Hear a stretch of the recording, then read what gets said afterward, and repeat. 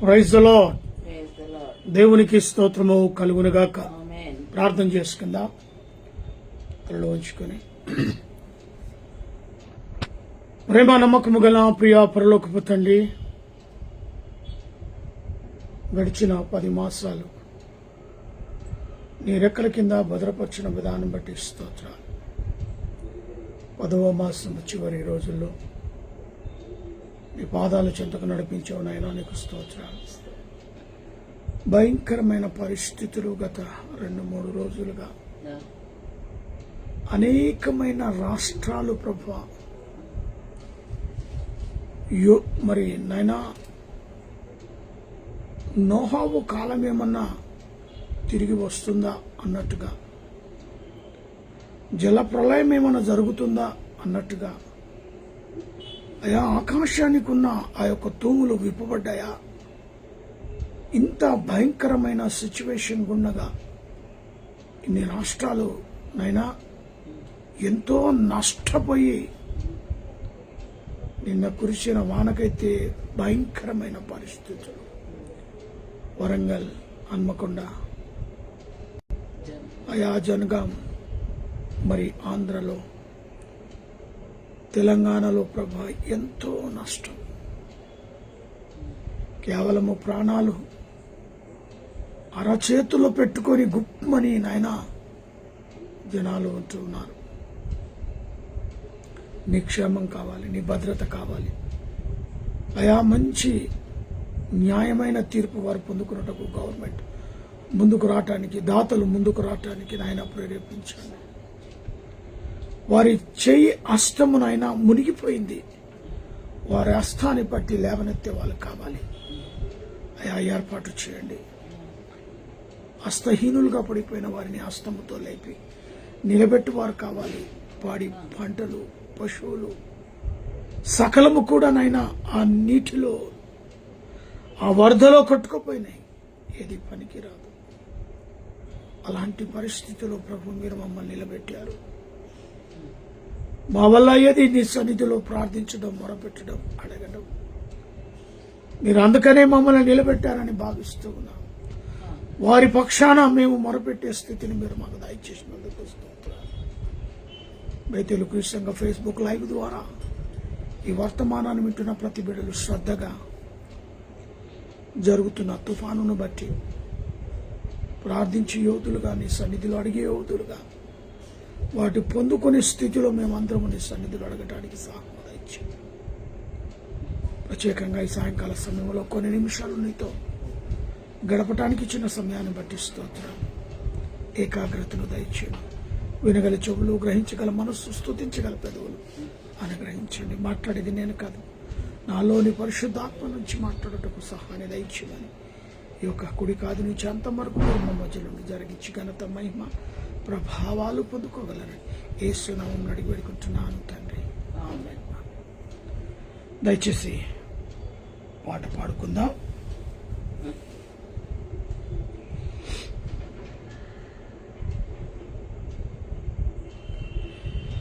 వేటకాని ఊరిలో నుండి నా ప్రాణాన్ని రక్షించావు, బలమైన రెక్కల క్రింద నాకాశ్రయమిచ్చావు. వేటకాని ఊరిలో నుండి నా ప్రాణాన్ని రక్షించావు, బలమైన రెక్కల క్రింద నాకాశ్రయమిచ్చావు. లేనే లేవయా వేరే ఆధారం, నా దుర్గమా, నా శైలమా. లేనే లేనయా వేరే ఆధారం, నా శృంగమా, నా కేడమా. ఆరాధన ఆరాధన నా తండ్రి నీకే ఆరాధన, ఆరాధన ఆరాధన నా యేసు నీకే ఆరాధన, ఆరాధన ఆరాధన నా తండ్రి నీకే ఆరాధన, ఆరాధన ఆరాధన నా యేసు నీకే ఆరాధన. రాత్రి వేళ భయముకైనను పగటి వేళ బాణమైనను రోగములు నేమి చేయదు నా గుడారము సమీపించదు రాత్రి వేళ భయముకైనను పగటి వేళ బాణమైనను రోగములన్నేమి చేయవు నా గుడారము సమీపించదు లేనే లేదయా వేరే ఆధారం నా దుర్గమా నా శైలమా లేనే లేదయా వేరే ఆధారం నా శృంగమా నా కేడమా ఆరాధన ఆరాధన నా తండ్రి నీకే ఆరాధన ఆరాధన ఆరాధన నా యేసునికే ఆరాధన ఆరాధన ఆరాధన నా తండ్రి నీకే ఆరాధన ఆరాధన ఆరాధన నా యేసునికే ఆరాధన 1000 మంది పడిపోయినా 10,000 మంది కూలిపోయినా అపాయమే రానే రాదు నా గుడారము సమీపించదు 1000 మంది పడిపోయినా 10,000 మంది కూలిపోయినా అపాయమే రానే రాదు నా గుడారము సమీపించదు లేనే లేదయా వేరే ఆధారం నా దుర్గమా నా శైలమా లేనే లేదయా వేరే ఆధారం నా శృంగమా నా కేడమా ఆరాధన ఆరాధన నా తండ్రి నీకే ఆరాధన ఆరాధన ఆరాధన నా యేసు నీకే ఆరాధన ఆమేన్ ఆరాధన ఆరాధన నా తండ్రి నీకే ఆరాధన ఆరాధన ఆరాధన నా యేసు నీకే ఆరాధన మానవులను కాపాడుటకు నీ దూతలను ఏర్పరిచావు రాయి తగలకుండా ఎత్తి నన్ను పట్టుకున్నావు మానవులను కాపాడుటకు నీ దూతలను ఏర్పరిచావు రాయి తగలకుండా ఎత్తి నన్ను పట్టుకున్నావు లేనే లేదయా వేరే ఆధారం నా దుర్గమా నా శైలమా లేనే లేదయా వేరే ఆధారం నా శృంగమా నా కేడమా ఆరాధన ఆరాధన నా తండ్రి నీకే ఆరాధన ఆరాధన ఆరాధన నా యేసు నీకే ఆరాధన ఆరాధన ఆరాధన నా తండ్రి నీకే ఆరాధన ఆరాధన ఆరాధన నా యేసు నీకే ఆరాధన వేటకాని ఉరిలో నుండి నా ప్రాణాన్ని రక్షించావు బలమైన రెక్కల క్రింద నాకాశ్రయమిచ్చావు వేటకాని ఉరిలో నుండి నా ప్రాణాన్ని రక్షించావు బలమైన రెక్కల క్రింద నాకాశ్రయమిచ్చావు లేనే లేదయా వేరే ఆధారం నా దుర్గమా నా శైలమా లేనే లేదయా వేరే ఆధారం నా శృంగమా నా కేడమా ఆరాధన ఆరాధన నా తండ్రి నీకే ఆరాధన ఆరాధన ఆరాధన నా యేసు నీకే ఆరాధన ఆరాధన ఆరాధన నా తండ్రి నీకే ఆరాధన ఆరాధన ఆరాధన నా యేసు నీకే ఆరాధన. హల్లెలూయా. దేవునికి స్తోత్రము కలుగునుగాక. యథా ప్రకారంగా హెబ్రీయులకు రాస్తున్న పత్రిక మరి 12వ అధ్యాయం 11వ అధ్యాయాన్ని మనము కంప్లీట్ చేసుకున్నాం. అపోస్తలుడైన పౌలు మరి 12వ హెబ్రీయులకు రాస్తున్న 12వ అధ్యాయాన్ని మనము చదువుతూ ఈ వాక్యములోని మర్మమును లేదా దేవుడు దాచి ఉంచిన గొప్ప మాటలను మనము చదువుతూ ధ్యానిస్తాం కొన్ని నిమిషాలు. ఇంత గొప్ప సాక్షి సమూహము మేఘము వలె మనలను ఆవరించినందున మనము కూడా ప్రతి భారమును సులువుగా చిక్కులబెట్టు పాపము నుండి విడిచిపెట్టి విశ్వాసమునకు కర్త అయిన దాన్ని కొనసాగించుచున్నవాడైన యేసు వైపు చూచుచూ మన ఎదుట ఉంచబడిన పందెములో ఓపికతో పరిగెత్తుదము. ఆయన తన ఎదుట ఉంచబడిన ఆనందం కొరకై అవమానము నిర్లక్ష్యము పెట్టి శిలువను సహించి దేవుని సింహాసనం యొక్క కుడిపార్శ్వమున ఆసీనుడై ఉన్నాడు. దేవునికి స్తోత్రం. ఇక్కడ పౌలు గారు సాక్షాత్తు యేసుక్రీస్తు ప్రభు యొక్క మాటలను మనకు బయలుపరుస్తూ ఉన్నాడు. మరి సాక్షి సమూహము మేఘం వలె మనలను ఆవరించినందున మనము కూడా ప్రతి భారము సులువుగా చిక్కులు పెట్టు పాపము నుండి విడిచిపెట్టి, అంటే చిక్కులు ముడివేసేది పాపమే. ఎక్కడైతే నిలబడకూడదో ఆ పాపములో మనం నిలబడినామంటే చిక్కులు పడినట్టే. ఏ ప్రమాదములో మనం ఉండకూడదో ఆ ప్రమాదములో నిలబడితే ఆ ప్రమాదములో పాలిపారైతాం. నినగాక మొన్న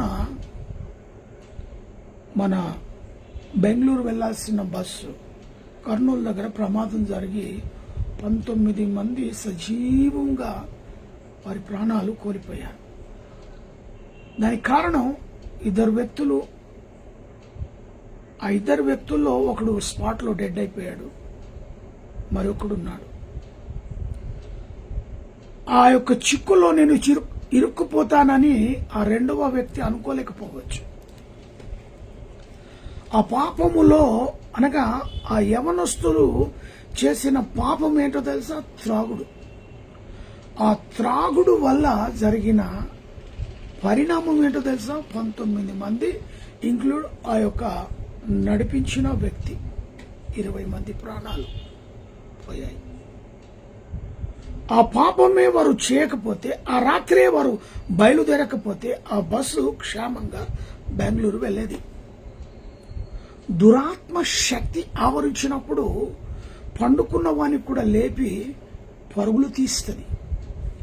వారు ఆల్రెడీ తాగి మద్యం సేవించి వారు పండుకున్నారట. 11 గంటలకు ఏ వ్యక్తి అయితే డ్రైవింగ్ చేశాడో ఆ వ్యక్తి రెండవ వ్యక్తిని లేపి, నేను నిన్ను నీ గ్రామంలో వదిలిపెడతాను, మన ఇద్దరం వెళ్దాం. వాడు అంటున్నాడట, అరే మనం త్రాగి ఉన్నాము, వెళ్ళలేని పరిస్థితుల్లో మనం ఉన్నాము, బండికి లైట్ కూడా లేదు, కాబట్టి తర్వాత రేపు కానీ వెళ్దామంటే వెళ్ళలేదట. ఈ అపవాది అనేవాడు వాని యొక్క పన్నాగము ద్వారా పాపములోనికి తీసుకుని వెళ్తూ ఉంటుంది.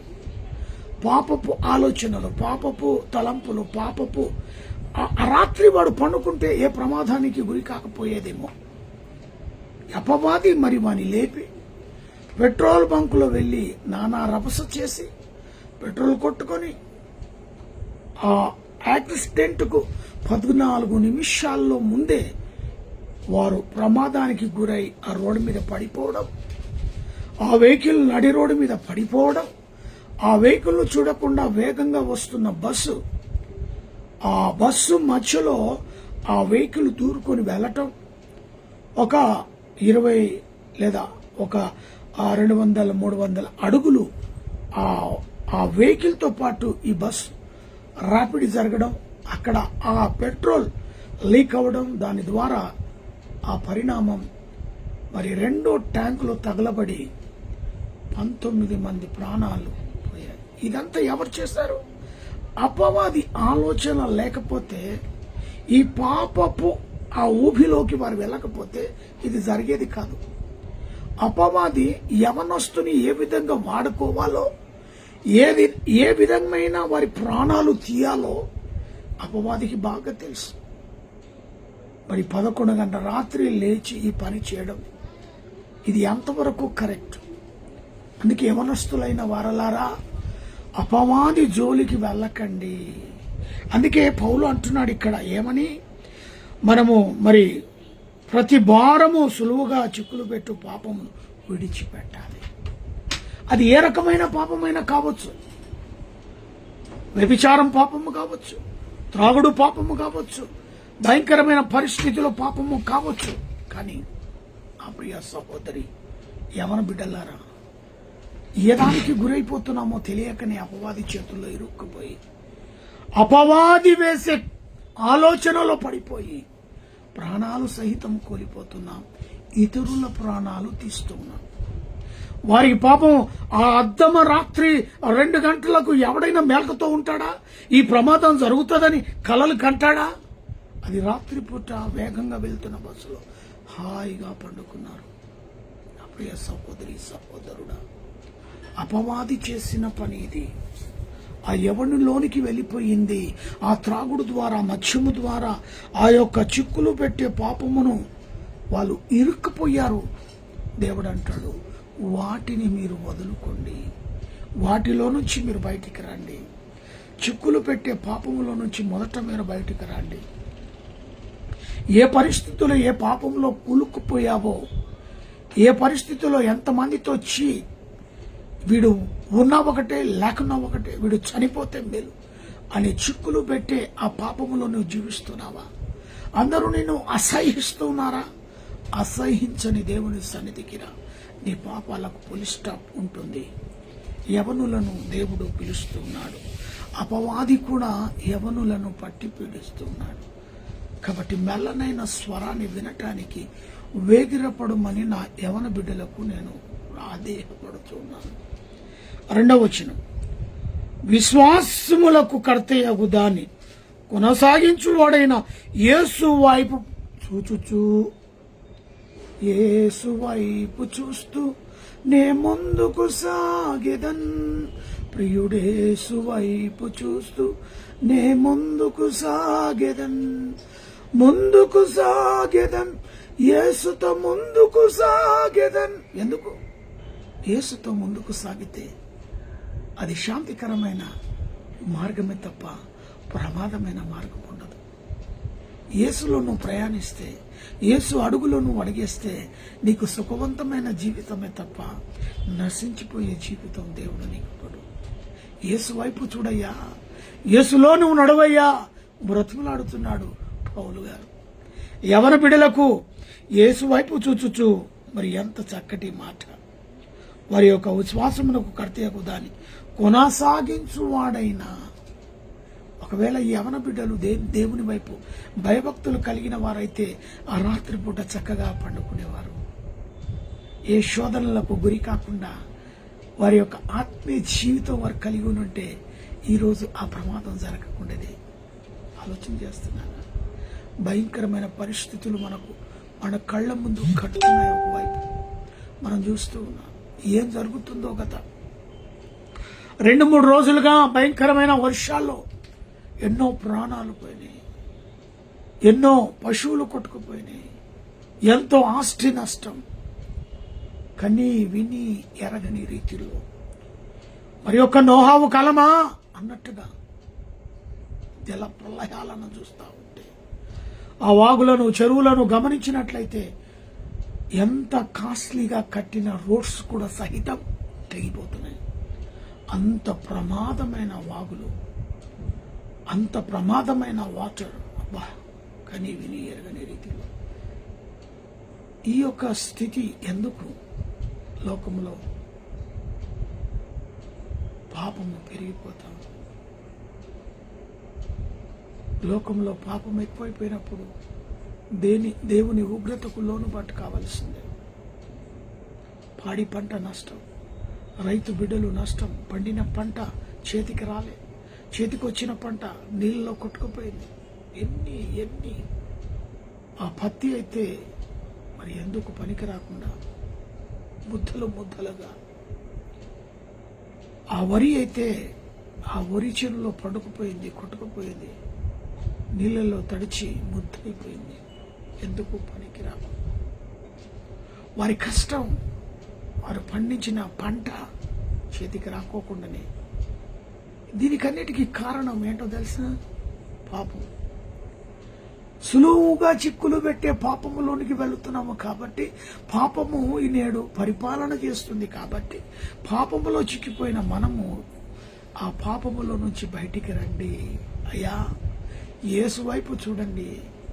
ఆయన నీ పాపములను కడిగి నిన్ను శుద్ధీకరించి, అయ్యా, తన బిడ్డగా, తన సొత్తుగా నిన్ను నిలబెడతాడు. యేసు వైపు చూచుచు మన ఎదుట ఉంచబడిన పరుగు పందెములో ఓపిక, మరి ఓపికతో పరిగెత్తుము. ఆ జీవిత కాలము 70, 60, 50, 40, 30 అది ఎంతన్నా కానీ ఆ జీవిత ప్రయాణములో నువ్వు ఓపికతో పరిగెత్తాలి. యేసు వైపు చూస్తుంటేనే ఆ జీవిత కాలాన్ని నువ్వు ముగించగలుగుతావు హ్యాపీగా. ఈ పాపం అనేది లోకంలో నిండిపోయింది కాబట్టి ఇలాంటి ఉగ్రత. ఒకవైపు యుద్ధాలు జరుగుతున్నాయి, దేశం మీదకి జనం, మరి ప్రజల మీదకి ప్రజలు తిరగబడుతున్నారు, బాంబులు వేసుకుంటున్నారు, భయంకరమైన పట్టణాలు బూడిదైపోతున్నాయి. ఒకవైపు ఎంత కాస్ట్లీగా కట్టబడిన పట్టణాలు నేలమట్టమైపోయాయి. చూసారా? భయంకరమైన పరిస్థితులు. ఒకవైపు భూకంపాలు, మరొక వైపు వరదలు. ఇలాగా లోకమంతా కూడా ఎటో ఒకవైపు ప్రమాదంలోనే ఉన్నది తప్ప సుఖశాంతితో లేని లోకంలో మనము జీవిస్తున్నాము. ఈరోజు నీవు నీ కుటుంబంతో కలిసి హ్యాపీగా ఉన్నావు అంటే ఆ దేవునికి కృతజ్ఞతలు తెలియచేయి. ఏ ప్రమాదంలో నువ్వు లేవు, ఏ దాంట్లో కూడా నువ్వు హ్యాపీగా నీ ఫ్యామిలీతో ఉన్నావు అంటే ఆ దేవాతి దేవునికి కృతజ్ఞతలు తెలియపరచు. అయినా పౌలు గారు అంటూ ఉన్నారు ఇక్కడ, మరి పరుగు పందెమునకు ఓపికతో పరిగెత్తుము. ఆయన తన ఎదుట ఉంచబడిన ఆనందము కొరకై అవమానము నిరీక్షణ పెట్టి సిలువను సహించి దేవుని సింహాసనం యొక్క కుడిపార్శ్వములో ఆసీనులై ఉన్నాడు. ఆయన కూడా 33.5 సంవత్సరాలు యేసు క్రీస్తు ప్రభు ఈ లోకంలో జీవించాడు. మానవుడిగా అవమానాన్ని భరించాడు, అవహేళనను భరించాడు, కొరడాలతో కొట్టబడ్డాడు, రక్తము కారిపోయింది, సిలువ వేయబడ్డాడు, చంపబడ్డాడు, పాతి పెట్టబడ్డాడు, తిరిగి లేచాడు. తన తండ్రి ఎదుట కుడిపార్శ్వముల ఆసీనులై ఉన్నాడు. లోకాన్ని జయించాడు, సమాధిని జయించాడు. లోకాన్ని సమాధిని జయించి ఆ పరలోక పట్టణంలో ఉన్నతమైన ఆ సింహాసనము, తండ్రి సింహాసనము దగ్గరలో కుడిపార్శ్వములో ఉన్నాడు. ఆ యేసు వైపు చూస్తూ ఆ యేసు సన్నిధిలోను నేను ఉండాలని ఆ కోరిక నీకున్నదా? ఆ పరుగు పందెం నీకున్నదా? ఆ పరుగు పందెములో క్రీస్తు గెలిచాడు. ఏ విధంగా గెలవాలో మనకు నేర్పి పెట్టిపోయాడు. ఆ విధంగా ఆయన మార్గంలో నడిస్తే, పాపము జోలికి వెళ్ళక, పాపంలో ప్రయాణించక, పాపమును విడిచిపెట్టి యేసుని అంగీకరించి యేసు వైపు చూస్తూ పరుగు పందెములో నువ్వు వెళ్ళినట్టయితే ఆయన కుడిపార్శ్వములో, తండ్రి కుడిపార్శ్వములో కుమారుడు ఎలా ఉన్నాడో క్రీస్తు కుడిపార్శ్వములో నువ్వు నేనుంటాం. హల్లెలూయా. ఇదే కదా మనకు కావాల్సింది. దేవునికి మహిమ కలుగునుగాక. లోకంలో నువ్వు ఉంటున్నావు అంటే నీకు పరుగు పందెములో ఉన్నావు. జయవీరుడు విజయాన్ని వైపే దూసుకొని వెళ్తాడే తప్ప అపజయం వైపుకు వెళ్ళడే, ఈ లోకాన్ని ప్రేమించడే. ఈ లోకంలో ఉన్నవన్నీ నాయి అంటాడు ఒకవైపు ఒకడు. ఈ లోకంలో ఉన్నాయని నాకే. అన్నదమ్ములనైనా హతం చేస్తాడు, తల్లిదండ్రులైనా హతం చేస్తాడు, రక్త సంబంధులైనా హతం చేస్తాడు.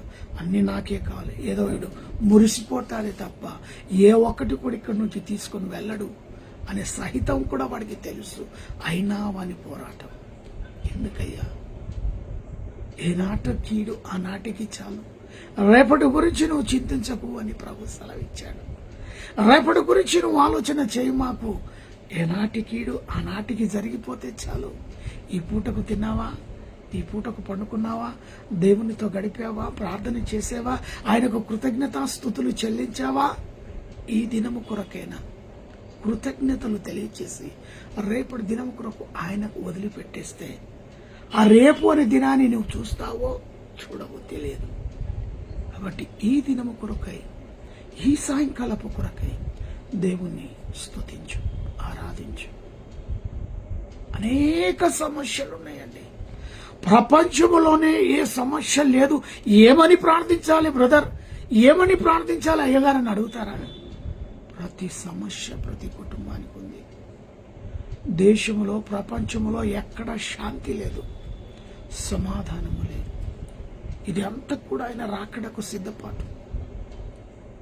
కాబట్టి నువ్వు ప్రార్థనలో ఉండాలి, దేవుని మాటను అంగీకరించే స్థితిలోనూ ఉండాలి. ఎప్పుడు బిజినెస్, వ్యాపారం, ఉద్యోగం, రాత్రి పగలు అయ్యా ఓటీలు సంపాదిస్తూ ఎవరి కోసమయ్యా?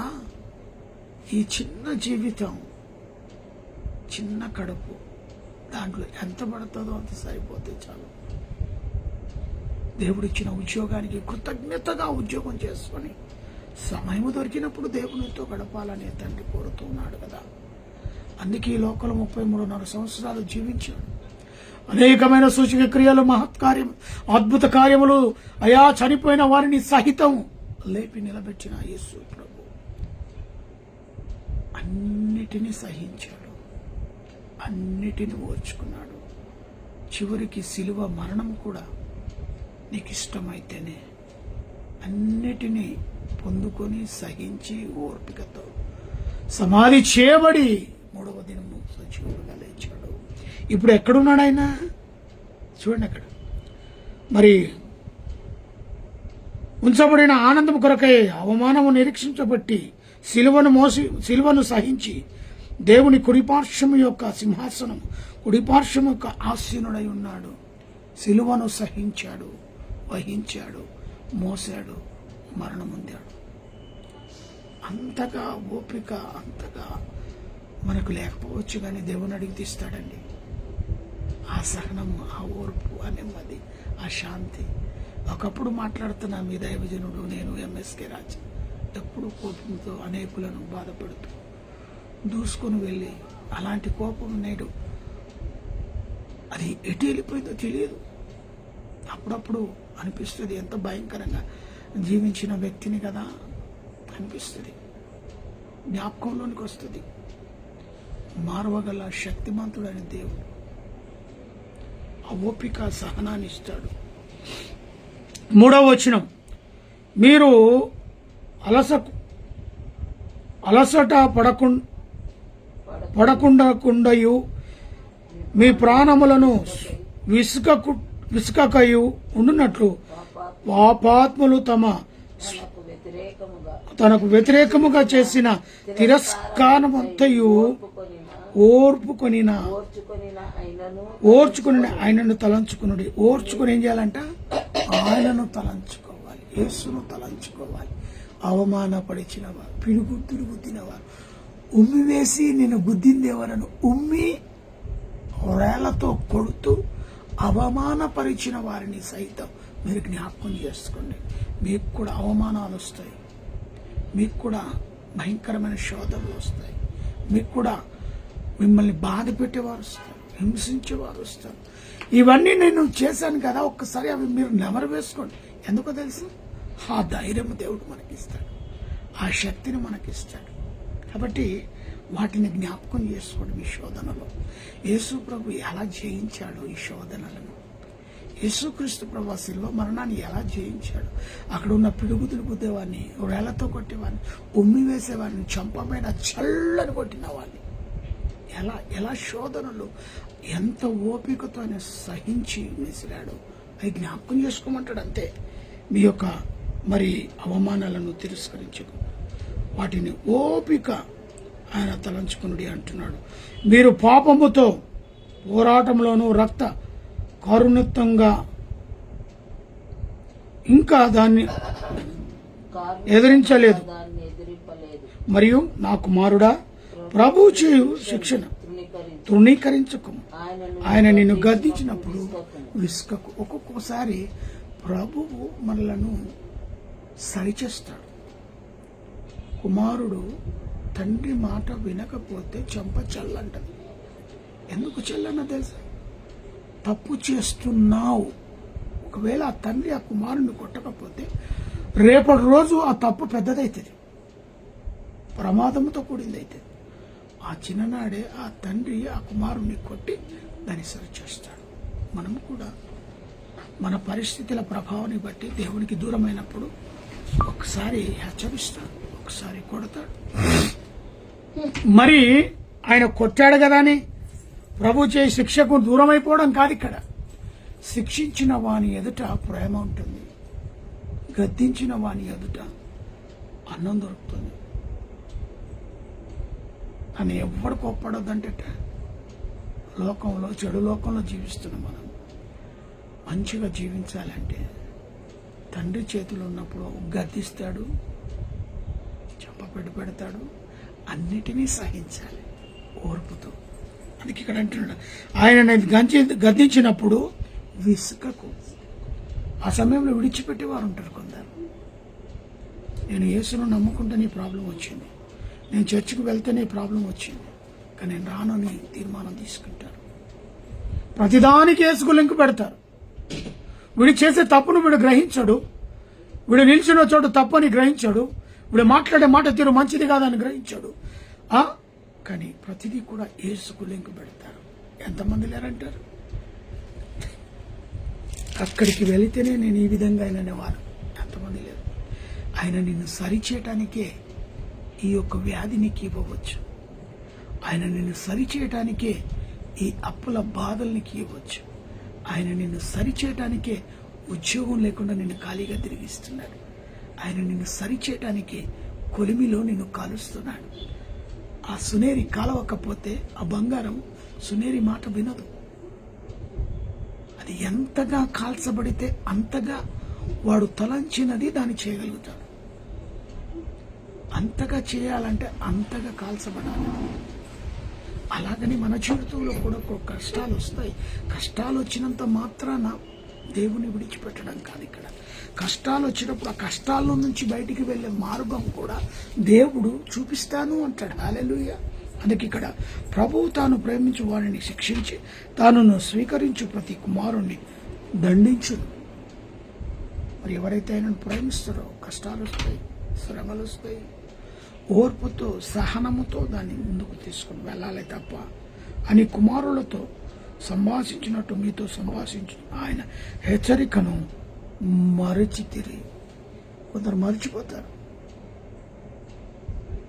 కాబట్టి నా ప్రియ సహోదరి సహోదరుడా, మరి నేటి దినం నువ్వు మర్చిపోతావా? ఆయన నీకు పెట్టిన ఈ పరీక్షలో నువ్వు గెలుస్తావా? ఎందుకంటే ఆ పరీక్షలో ప్రభువును జ్ఞాపకం చేసుకో. ఈ లోకం యూదులు తిరస్కరించారు, కొట్టారు, అవమానపరిచారు. అందరూ కొంతమంది కళ్ళు తెరిచారు, కొంతమంది కళ్ళు మూసుకుపోయి. శాస్త్రులు, పరిసయ్యులు, యూదులు యేసును అప్పచెప్పేదాకా వాళ్ళు నిలకడగా లేరు. యేసు మరణించేదాకా, మరణము చూచేదాకా వారు ఆ యొక్క స్థితిని అనుభవించేదాకా వాళ్ళు నిలకడలేరు. అలాంటి వారు ఉంటారు. పిలాతులాగా ఉండేవారు కొందరు ఉంటారు. ఈ పాపము నాకేమాత్రం అంటకుండా తన చేతులు కడుక్కున్నట్టుగా. ఎందుకంటే ఆయనను గ్రహించాడు, చూశాడు దగ్గర నుంచి. కొన్ని నిమిషాల్లో ఆయన స్థితిగతిని గమనించిన పిలాతు తన భార్య కూడా చెప్పి పంపింది, ఆయన జోలికి నువ్వు వెళ్ళవద్దని. ఆయన సాక్షాత్తు నువ్వు క్రీస్తువా అన్నప్పుడు ఎస్ ఐఎమ్ దేవుని కుమారుని క్రీస్తుని అని చెప్పుకున్నాడు. నువ్వు అన్నట్టే. సో ఇవన్నీ విన్న తర్వాత పిలాతులోనే మార్పు వచ్చింది, కానీ భయంకరమైన అక్కడున్న శాస్త్రులకు, పరిశీలకు, యూదులకు రాలే. ఏ మాత్రం వారి మైండ్లో సిలువ వేయాలి, చంపాలి. అలాంటి మూర్ఖుల మధ్యలో 33.5 సంవత్సరాలు జీవించి దేవుడు మన ముందు ఉన్నాడు. చనిపోయి పాతిపెట్టబోయి తిరిగి లేచి పరలోకంలో తండ్రి సన్నిధిలో కుడిపాక్షంలో ఉన్నాడు. అదే పరుగు పద్యం నువ్వు కలిగి ఉండాలని, ఆ పరుగులో నువ్వు క్రీస్తు ఎదుట నిలబడాలని, తండ్రి ఎదుట నిలబడాలని ప్రభు పెరట మనం చేస్తున్నాను. శ్రమలు వస్తాయండి, కష్టాలు వస్తాయండి. దాని ఓర్పుతో, సహనముతో ఎదుర్కొనే స్థితి ప్రభుని జ్ఞాపకం చేసుకో. ఆయన మరణాన్ని జ్ఞాపకం చేసుకో. నీ కొరకే కదా ప్రాణం పెట్టింది, పాపుల నిమిత్తమే కదా ఆయన మరణించింది. ఆయన రక్త ప్రోక్షణ మన కొరకే కదా, తన రక్తంలో పాపంలో కడగటానికి. ఇవన్నీ జ్ఞాపకం చేసుకొని ప్రభునందు స్థిరమైన మనస్సు కలిగి నిలకడగా ఆయన మార్గంలో ఆ పరుగు పందెములో ఓపికతో నువ్వు పరిగెత్తినట్టయితే ఆ జీవ కిరీటం నీదే. హల్లెలూయా. నీ కొరకే దాచి ఉంచింది. మన గురి యేసు వైపే. యేసు వైపు చూస్తూ మన గురి ముందుకు వెళ్ళాలి. మనమైనా, మన పిల్లలైనా, మన కుటుంబమైనా. పరిస్థితులు బాగలేవండి, భయంకరమైన పరిస్థితుల్లో జీవిస్తూ ఉన్నాం. ఏ క్షణాన ఏం జరుగుతుందో తెలియదు. పాపం ఎటు నుండి పరిగెత్తుకొని వస్తుందో తెలియదు. ఒక కరోనా లాగా రావచ్చు, ఒక దెబ్బకే ఎన్నో ప్రాణాలు పోయినట్టుగా. అలాంటి పరిస్థితుల్లో జీవిస్తున్నాం మనం. మన లింక్ మాత్రం క్రీస్తుతోనే ఉండాలి అనే విషయాన్ని పౌలు చాలా చక్కగా హెబ్రీ సంఘంలో మంచిగా వ్యక్తులతో, యవనస్తులతో మాట్లాడి మన కళ్ళ ముందు జరుగుతున్న అనేకమైన సాక్ష్యాలు ఉన్నాయి. మన కళ్ళ ముందు జరుగుతున్న వాటిని అన్నిటిని నెమరు వేసుకుంటూ ప్రార్థిస్తూ దేవుని వైపు, అయ్యా ఈరోజు నన్ను సజీవుడిగా ఉంచావు, ఈరోజు నన్ను ఉదయం మొదలుకొని సాయంకాలం వారిని కృపలో ఆదరించి కాపాడావయ్యా, నీకు అదే కృతజ్ఞత, అదే స్తోత్రం. ఏమిచ్చి నీ రుణాన్ని తీర్చుకోగలుగుతావు. దేవుని సన్నిధిలో కృతజ్ఞతగా నువ్వు ఉన్నట్లయితే తప్పకుండా దేవుడు తన రాకడలో నిన్ను ఎత్తి పట్టుకుంటాడు. ప్రార్థన చేసుకున్నాము. తలవచ్చు. మహాపరిశుద్ధుడైన ప్రేమ కలిగిన తండ్రి, దయగలిగిన యేసు ప్రభువా, మీ పాదాలకు వందనాలు. ప్రత్యేకమైన అయా కోడికలు మమ్మల్ని నిలబెట్టావు. నిజమైన అయినా పాపం భయంకరమైన స్థితిలో పాపం లోకంలో ఉంటున్నాక త్రాగుడుగా, తిరుగుబాటుగా, వ్యభిచారంగా, అయా డ్రగ్స్లో అన్నిటి విషయంలో బానిసైపోయింది లోకం. యవన ప్రాణాలు కోల్పోతున్నారు. వారే కాకుండా ఎదుటి వారి ప్రాణాలు తీస్తున్నారు. ఇలాంటి పరిస్థితుల ప్రభా మీ రెక్కల కింద భద్రపరచండి. యవన బిడ్డలను కళల ద్వారా, దర్శనాల ద్వారా మెల్లైన స్వరముతో బిడ్డలతో మీరు మాట్లాడండి. నైనా దేశం, ప్రపంచం ఎక్కడ చూసినా శాంతి లేదు, సమాధానం లేదు. ఎక్కడ చూసినా వరదలు, నైనా బీభత్సమైన వరదలు, తుఫాను. తెలంగాణ 2 రాష్ట్రాల్లో నైనా భయంకరమైన తుఫాను. ఒక్కసారి కని విని ఎరగని రీతిలో ఇలాంటి వరదలు ఎండ చూడలేదు నాయన. ఇంత ఆస్తి నష్టం, ప్రాణ నష్టం అయినప్పటికీ నైనా నీ రెక్కల కింద మమ్మల్ని భద్రపరిచావు, మమ్మల్ని జ్ఞాపకం చేసుకున్నావు. భయంకరమైన పరిస్థితుల్లో కూడా నైనా మమ్మల్ని నిలబెట్టావంటే కేవలం నీ కృప వల్లనే. మా యొక్క ప్రార్థనలో వీరిని జ్ఞాపకం చేసుకుంటున్నాగా నైనా నీ సన్నిధి కాంతి ప్రతి ఒక్కరి మీద కుమరించండి. నీ వెలుగు ప్రతి ఒక్కరి మీద ఉండును గాక. దేశంలో, ప్రపంచంలో యుద్ధాలు జరుగుతున్నాయి. అయా బాంబుల మీద బాంబులు, ప్రజల మీద ప్రజలు, తిరుగుబాటు, నాయన భూకంపాలు, మంచు తుఫాన్లు, వర్షం, వరదలు, సీజన్లో వచ్చే వ్యాధులు, భయంకరమైన పరిస్థితి. ఆ పరిస్థితి గుండెలుగా మా ప్రయాణం కొనసాగుతున్నది. అయ్యా మీరు మమ్మల్ని జ్ఞాపకం చేసుకున్నందుకు స్తోత్రం. ప్రత్యేకంగా బేతేలు క్రీస్తుగా ఫేస్బుక్ లైవ్ ద్వారా వర్తమానాన్ని విన్న ప్రతి బిడ్డను, వారి కుటుంబాన్ని మెండారుగా దీవించండి నాయన. ఎవరికి ఏ అవసరత ఉన్నదో ప్రభు ప్రతి అవసరతలను తీర్చివేయండి. మా దేశాన్ని, రాష్ట్రాన్ని, ప్రపంచాన్ని వెళ్తున్న దేశ నాయకులకు మంచి తెలివి, జ్ఞానాన్ని, జ్ఞాపక శక్తిని దయచేయండి. దేశ సరిహద్దులో ఉన్న మిలిటరీ వారు, పోలీసు వారు, పరిశుద్ధ కార్మికులు, ప్రెస్, డాక్టర్, నర్సులను, ఆయిలను, పేషెంట్లను బట్టి ప్రార్థిస్తున్నాం ప్రభా. కాపాడండి, రక్షించండి. మా తెలంగాణ రాష్ట్రాలను ఆయన పరిపాలిస్తున్న సీఎంలను ప్రత్యేకంగా వారి యొక్క పరిపాలన అయా మరి నష్టాల్లో ఉన్న తెలంగాణను కూడా నాయన ఏ విధంగా ముందుకు తీసుకుని వెళ్ళాలో అలాంటి జ్ఞానం మా యొక్క సీఎం గారికి దయచేయము, వారి యొక్క క్యాబినెట్కు దయచేయమని ప్రార్థిస్తున్నాను. తెలుగు సంఘ ఫేస్బుక్ లైవ్ ద్వారా అయా మరి ఈ యొక్క పరిచర్య విస్తరించేలాగున్న దేశ విదేశాలలో ఈ వర్తమానం ఇలాగున్న సహాయాన్ని దయచేయమని, మాతో పాటు అనేకులు కూడా దీంట్లో పాలు పంపులు పొంది వారి వంతు కృషి యూట్యూబ్లో కానీ నైనా ఫేస్బుక్లో కానీ అప్లోడ్ చేసుకుని అనేకులకు ఈ వర్తమానం ఇలాగున్న సహాయం దయచేయమని ప్రార్థిస్తున్నాను. వర్తమానం వృధా కాకుండా ప్రభా, పరిచర్య వృధా కాకుండా మమ్మల్ని మా కుటుంబాన్ని మీరు జ్ఞాపకం చేసుకుని అనుగ్రహించిన కుమార్తె అల్లుడు మన్మరాలను బట్టి స్తోత్రాలు. మరొక గర్భఫలం బిడ్డలకు దయచేయమని ప్రార్థిస్తున్నాను. సుసన సాత్విక జ్ఞానమందు వయసునందు నీ అందరూ మనుషులను ఎదిగే స్థితి రాబోయే రోజులని పరిచర్య చేసి నీ శిలువ కాడిని మోసే బిడ్డను అభిషేకించాను. రాష్ట్రంకి ఇచ్చిన ఆరోగ్య బలమ శక్తిని బట్టి వందనాలు. ఇచ్చిన ఆరోగ్య సేవలో బహుబలంగా వాడకుంటూ సాయం దయచు. నా రక్త సంబంధులను, బంధుమిత్రులను, స్నేహితులను, క్లాస్మేట్స్ను, అయా మంగనూరు వంశస్థులను, నా తల్లింటి వారిని, తండ్రింటి వారిని, నా తల్లిదండ్రుల ఆత్మకు శాంతి సమాధానం నెలకొల్పండి. నా యొక్క పేరెంట్స్ని బట్టి ప్రార్థిస్తున్నాం, వారి కుటుంబాన్ని బట్టి ప్రార్థిస్తున్నాం. కాచి కాపాడండి. ప్రత్యేకంగా మా ప్రభా వాలిచ్చి వారిని ఇకరనైన వారిని జ్ఞాపకం చేసుకున్నాను. వివాహ దినములు జన్మదిన జరుపుతున్న బిడ్డలను మెండారుగా దీవించాను. Heart problem, liver problem, kidney problem, మోకాళ్ళ నొప్పులు, తనికాల నొప్పులు, బీపీ, షుగర్ లాంటి జబ్బులతో బాధపడుతున్న స్వస్థత విడుదల యేసునామములో కలుగునుగా ప్రార్థిస్తున్నాను. ప్రత్యేకంగా ఏకేటవలో నివసిస్తున్న ప్రతి కుటుంబాన్ని ఉషయాగూడ డిపోలో పనిచేసిన తోటి వారికి ప్రతి ఒక్కరిని దీవించి నీ కృపలు ఆదరించారు. భయంకరమైన పరిస్థితులు అనారోగ్యంలో ఉండి ఆపరేషన్లు చేసుకుని బెడ్ కత్తుకున్న బిడ్డలను నాయన స్వస్థపరచండి. వారి ఆపరేషన్ సక్సెస్ చేయమని ప్రార్థిస్తున్నాను. ఈ రీతిగా మా యొక్క ఆయన కండక్టర్స్ ఎంతోమంది అనారోగ్యంగా ఆపరేషన్ జరుగుతున్నాయి. ఒకవైపు హాస్పిటల్లో చికిత్స పొందుతున్నారు. నాయన వారిని స్వస్థపరచండి, ఆరోగ్యంగా ఇచ్చారు. రాత్రికాల ఆశీర్వాదాలు దీవెన మండిగా దయచేయండి ప్రభు. మరొకసారి కలవటానికి నీ బిడ్డలతో నాయన కలిసి నిన్ను స్తుతించడానికి మాకు సమయాన్ని దయచేయాలని మమ్మల్ని మీకుగా ప్రేమించండి.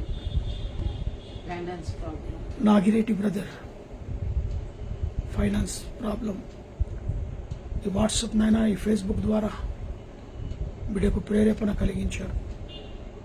అయ్యా ఆయన ఒక ఆర్థిక పరిస్థితి బాగలేదు, ఫైనాన్స్ ప్రాబ్లంలో ఉంటున్నాడు. తనలో ఉన్న విశ్వాసమును బట్టి లైవ్లో జరుగుతున్న ఈ ప్రోగ్రాంను చూసి ఆయన తన యొక్క ప్రేయర్ అవసరత రాసి ఉన్నాడు. నాగిరెడ్డిని జ్ఞాపకం చేసుకోండి ఈ రాత్రి, నాగిరెడ్డిని దర్శించండి ఈ రాత్రి. ఆయనకున్న అప్పులన్నీ కూడా నాయన ఏ విధంగా వెళ్ళిపోయావో అది సాక్షిగా ఆయన నిలబెట్టండి నాయన. అప్పులో ఊపిలో ఉన్న బిడ్డను లేవనెత్తండి. హస్తమును ఈ వైపు చూస్తున్నాడు, ఎందరి వైపు చూసి ఉంటాడు నాయన. ఎక్కడ ప్రతిఫలము దొరకలేదు. నాగిరెడ్డి ఈరోజు ప్రార్థనలో అయ్యా హస్తమును ఈ వైపు ఉంచాడు. ఆయన లేపమని ప్రార్థిస్తున్నాడు, లేవనెత్తమని ప్రార్థిస్తున్నాడు. పడిపోయిన గుంతలో నుంచి, అప్పులో ఊబిలో నుంచి నాయనా పైకి లేవనెత్తమని నాగిరెడ్డి విషయం ఈ రాత్రి ప్రార్థిస్తుండగా తనలో కదలిక, తనలో నైనా గొప్ప మార్పు నైనా జరగడానికి సహాయాన్ని కృపను దయచేయగలరని ఈ రాత్రికాల సమయంలో ప్రతి ఒక్కరు ఇలాంటి అవసరతలు కలిగిన ప్రతి బిడ్డ విడుదలను అనుగ్రహించమని యేసు నామములో అడిగి వేడుకుంటున్నాను తండ్రి, ఆమేన్.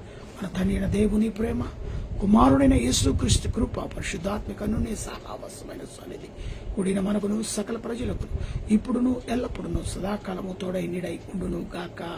Amen, amen, amen. Praise the Lord, praise the Lord, hallelujah.